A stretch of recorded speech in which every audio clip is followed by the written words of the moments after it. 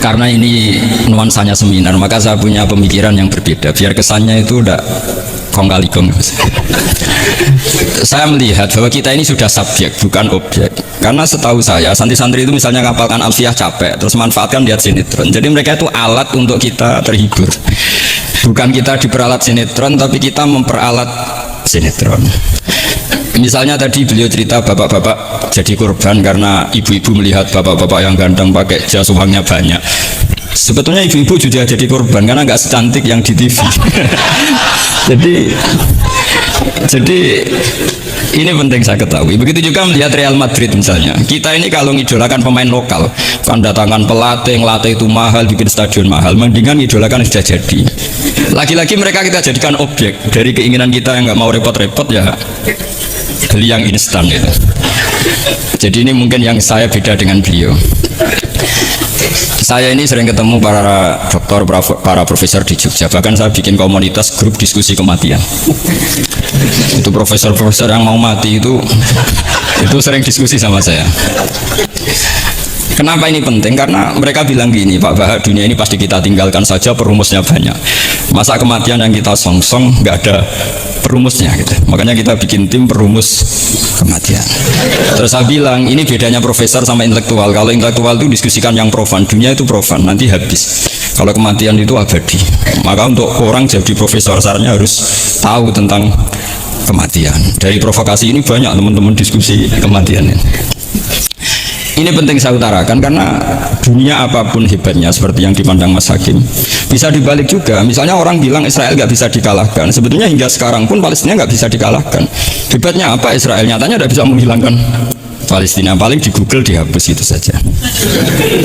Sama, apa sih hebatnya punya TV banyak, pemirsanya banyak? Sebetulnya TV itu menggantung banyak pemirsa dan itu kita. Sebetulnya mereka yang bergantung kita, apa kita yang bergantung mereka? Zaman ibu-ibu belum ada sinetron, mereka terhibur, ngerasani tonggo, petanan, macam-macam. Artinya punya cara untuk hiburan.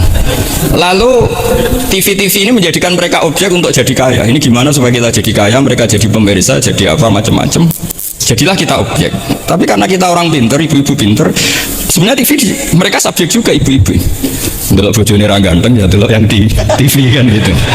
Jadi ini pembanding saja karena ini acaranya seminar, nanti eksekutornya yang penasehnya Gus Yofur, muharirnya ini nanti itu. Jadi menurut saya ini saya seperti pesan Gus Iit, kita seriusan saja, serius tapi santai. Karena setahu saya sering diskusi sama Gus Yofur. Kemarin diskusi tentang waktu di Denmark di Eropa itu disamakan, dikonversi waktu yang ada Katulistiwa. Apa setiap negara punya aturannya sendiri? Karena Denmark itu ada masa tertentu yang siang itu sampai 3 bulan. Sampai sekarang saya sering diskusi sama beliau tentang itu, terus tentang Minajadi, tentang macam-macam lah. Setahu saya begini ya, pernah ada guyonan di beberapa ulama. Pernah dipertanyakan, cengkeh itu kan wangi, sehingga kalau kue tar itu dikasih cengkeh. Oke, kita sepakat dalam konteks bikin kue tar itu cengkeh dikategorikan pewangi. Lalu kategorinya adalah pewangi. Pertanyaannya berarti kalau orang haji, ikhram, merokok itu wajib bayar dam karena pakai pewangi. Itu hampir putus. Karena dikonsensus oleh ahli-ahli pakar kue itu termasuk kategori pewangi. Tapi ketika ada pembanding ini Mas, ini pentingnya pembanding. Lalu berarti orang Jumatan disunatkan rokok kan harus pakai kesunatannya kan pakai pewangi gitu. Nyatanya tuntas juga, nggak jadi. Akhirnya keputusan itu udah jadi. Jadi kalau saya ditanya Gus Barok, cara ngelawan hegemoni Barat atau derasnya media massa, ya sudah, kalau nggak punya kan nggak keserang. Makanya saya tidak punya gitu. Jadi orang susah ada gelombang pornografi kan karena lihat. Gus Barok mungkin lihat sehingga merasa ada gelombang pornografi. Lah saya kan tidak punya, makanya saya kan nggak serang. Karena dulu ngaji saya itu Darul Mafasid Muqaddamun ala Jalbil Masoleh. Kalau disara-saran sad dan didaroe, kalau rawan bahaya ya tidak usah. Ya saya kira gitu, kira-kira alasan saya kenapa. Selain mungkin saya tidak buat beli Gus Barok gitu. Tapi kan tidak pantas, saya termasuk orang yang dianggap keren terus nggak kelar itu, tidak mampu beli. Tapi yang saya mencintai anak-anak Anwar karena alma mater dengan kita, dan nanti kalau misalnya ada tanya jawab ya biasa saja seperti dulu. Anda tidak harus yakin saya benar, meskipun Anda jangan yakin pendapat Anda benar. Tapi masalah media memang mulai dulu Banu Tamim itu pernah juga datang ke Rasulullah bilang innamat hanazinun wa dhamma nasyainun, itu masyhur. ya Muhammad, kita ini iman tanpa dijajah Anda, kita iman karena bukan kalah perang, dan kita komunitas yang besar, sehingga perlakukan kami dengan khusus. Karena sekali saya muji Anda, maka pujian kita adalah menjadi zainun laka, menjadi hiasan, menjadi pencitraan yang bagus bagi Anda. Wa inna dzamana syairun, sekali kita mengkritik kamu, maka kamu dalam bahaya, syairun, maka kamu akan hina. Apa jawab Rasulullah? Enak saja Nabi jawabnya, zaka Allah, kita ini orang iman, kalau dikritik media ya tenang saja, yang penting intawah benar. Nah mungkin saya latihan di makom itu, sehingga saya itu sama media biasa. Istri saya lihat sinetron, setahu saya gitu, bersumpek itu delok dunia gitu, bulan delok sinetron. Ini sebenarnya kita subjek apa objek? Kalau menurut Mas Hakim objek, kalau saya ya kita subjek. Kalau bosan ya ganti saja. Kalau bosan ganti. Jadi kita yang memainkan mereka, bukan kita yang dimainkan mereka. Oh, yang pegang remote kita. Nah, saya kira ini yang ringan-ringan saja, seperti pesan Gus Iyad tadi, sersan itu serius tapi santai. Ya biasa saja menurut saya, ini zaman nggak bisa dilawan ya. Saya juga beberapa kali ketemu menteri, ketemu pejabat ya, kita sering diskusi. Kadang-kadang mereka bilang, Gus, ya usul tentang sebetulnya tata negara itu kayak apa. Saya bilang ini basa-basi, ada pakarnya, tata negara itu sudah ada pakar. Kalau sama tanya tata akhirat, saya jelaskan. Ya tata akhirat itu kamu di dunia harus sujud, dunia ini nanti profan, jabatan menteri itu profan, kalau akhirat itu abadi. Akhirnya ngaji sama saya, enggak bab itu. Ini penting, bagaimanapun kita umatnya Nabi yang diamanati menyelamatkan umat ini sampai dunia akhirat. Kalau yang di dunia sudah ada spesialis ya kita terima, bagaimanapun orang Islam itu kalau bisa ya di dunia hasanah. Tapi yang sudah agak-agak berKTP akhirat kayak saya, jangan dipaksa.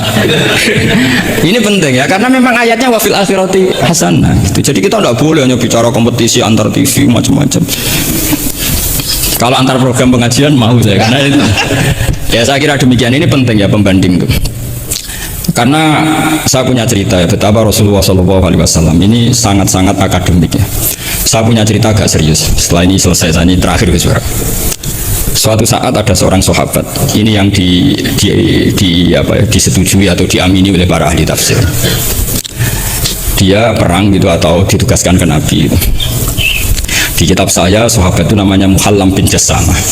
Saya nggak tahu kalau nama itu di kitab Anda, karena beda kitab namanya beda. Dulu itu kalau saya jago Tyson, kok Tyson kalah, oh di TV saya Tyson menang gitu. Tapi semenjak ada real time katanya nggak mungkin nanti. Kalau Tyson menang ya menang semua. Tapi kalau kitab itu beda. Di ayat idza darabtum fi sabilillahi fatabayyanu gitu. Kemudian Muhallam bin Jassamah ini membunuh satu orang. Di kitab saya namanya itu Amir bin Abbad. Setelah dibunuh, padahal orang ini setelah terdesak melafadzkan la ilaha illallah Muhammadur Rasulullah. Dalihnya ini kan tentang informasi juga, ini kaitannya masih informasi, saya bukan menyempal dari tema.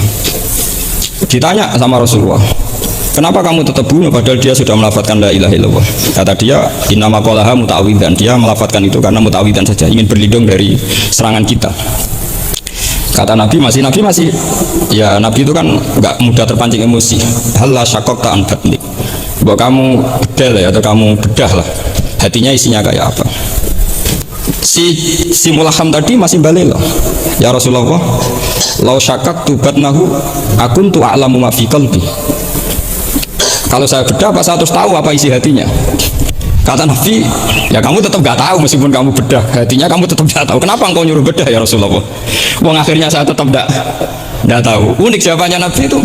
Makanya kamu itu sembrono sekali, ngawur sekali kamu. Fala anta ta'lamu ma fi qalbi wala anta taqbalu ma takallama bi. Kamu itu orang aneh.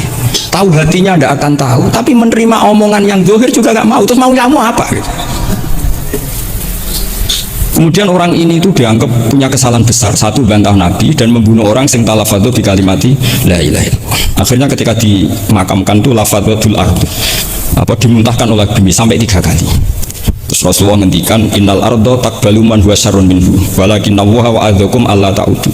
Sebetulnya bumi itu sering menampung orang yang lebih jelek ketimbang dia. Kita tahu dulu bumi yang nanggung Namrud macam-macam lah, lebih Jahal, Abu Lahab. Tapi kenapa ini jadi begini, nggak diterima bumi? Karena Allah wa'adzakum alla ta'udu. Allah memberi nasihat supaya kamu tidak mengulang. Artinya begini teman-teman santri ya, dalam menerima informasi itu ada hal-hal yang butuh kita sikapi, ada yang enggak misalnya gini, masalah talafut bi kalimati syahadah, bi kalimatai syahadah, itu siapapun yang melafadzkan harus kita terima karena ini kalimat sakral. Bahkan ketika terdesak, Yaitu masyhur itu dalam cerita sebagian kitab, Usama bin Zaid itu pernah membunuh orang padahal sudah talafadhu bisyahadatin. Itu sama Nabi disalah-salahkan. Padahal kata Usama, tapi dia sudah memotong tangan kita, kaki kita. Masa pas kita punya kesempatan tidak boleh bunuh ya Rasulullah? Kata Rasulullah tetap saja ngendikan kaifa tasna'u bila ilaha illallah idza ja'at yaumul qiyamah. Terus begitu. Nah ini kalau dalam ilmu tafsir atau ilmu hadis disebut kebenaran absolutisme. Sehingga ada hadis mangkola la ilaha illallah dakhalal jannah wa in zana wa in saraka. Kalau di bab fikih informasi itu bisa kita terima kalau mukhbirnya itu adil, datanya valid. Tapi khusus kalimat syahadat itu tidak, wa in zana wa in saraka harus kita terima. Sehingga kita tidak pernah mengkafirkan orang fasik. Misalnya lonte ditanya Tuhan siapa, ya Allah. Rektor Al-Azhar jawabnya ya Allah. Ketua MUI ya jawabnya ya. Jangan karena misalnya copet bilang Tuhan itu Allah, terus MUI bilang wah saya tak jawab yang lain dah, nanti sama gitu. Nah, saya pernah ditanya sama dosen di Jogja, Pak Bahak, kenapa ada kata wa in zana wa in saroko? Kesannya itu Islam membolehkan zina. Terus saya bilang ini contoh absolutisme kebenaran. Jadi kalau kebenaran itu absolut, kita terima dari siapa saja. Tukang becak ngomong tambah 2 tambah 2 ya 4. Lonte bilang 4, pakar matematika 4, rektor UGM nanti ya bilang 4. Sama. La ilaha illallah itu kalimat yang absolut. Sehingga di TV misalnya, apapun TV Yahudi atau TV Nasrani, kalau programnya itu benar menerangkan kebenaran, meskipun mereka niatnya bisnis, tapi kalau kalimat itu kalimat yang benar ya mau tidak mau kita terima. Terus kedua, ada informasi yang kita sikapi dalam suasana genting. Kayak zaman perang Uhud, ada isu bahwa Rasulullah itu kutilah, dibunuh. Kemudian ini melemahkan para orang Ansor dan Muhajirin atau Muhajirin dan Ansor. Terus kata Rasulullah, Umar, ajibu, kamu harus menjawab bahwa saya masih. Akhirnya Umar berteriak keras bahwa Rasulullah itu masih hidup. Ini contoh-contoh informasi yang secepatnya harus dijawab.